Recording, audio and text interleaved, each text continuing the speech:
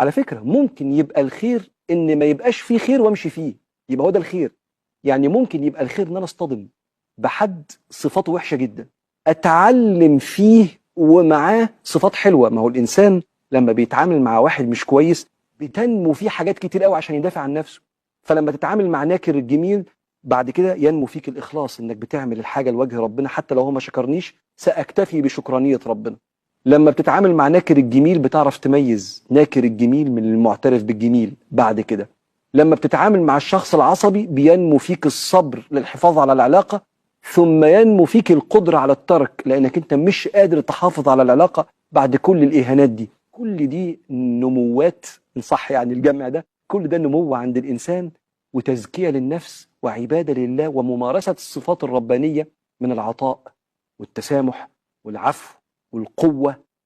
وفي الآخر هي دي الحياة. فقد تستخير الأمور تمشي ويبقى الخير في لذة وجمال العلاقة، وقد تستخير فتمشي ويبقى الخير في محنة العلاقة، ثم تكون كما قال تعالى والعاقبة للمتقين. ثم تكون العاقبة بعد كده كلها خير.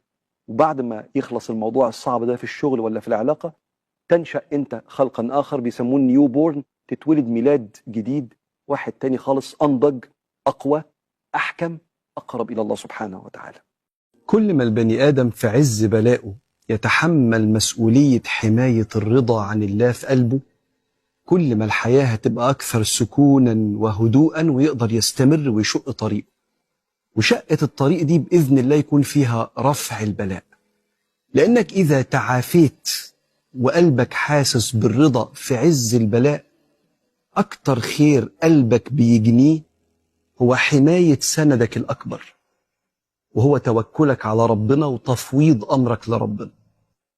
الحياة عبء تقيل لو مش ساندين فيها على رب العالمين سبحانه وتعالى.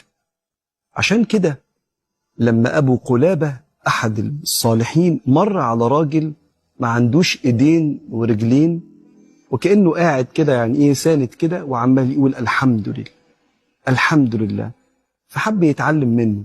قال له أنت بتحمد ربنا على إيه؟ قال أحمد ربي على قلب شاكر ولسان ذاكر وبدن على البلاء صابر.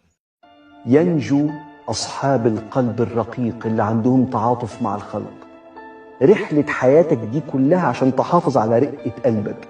يوم لا ينفع مال ولا بنون إلا من أتى الله بقلب سليم، سليم من الغلظة والقسوة والحقد.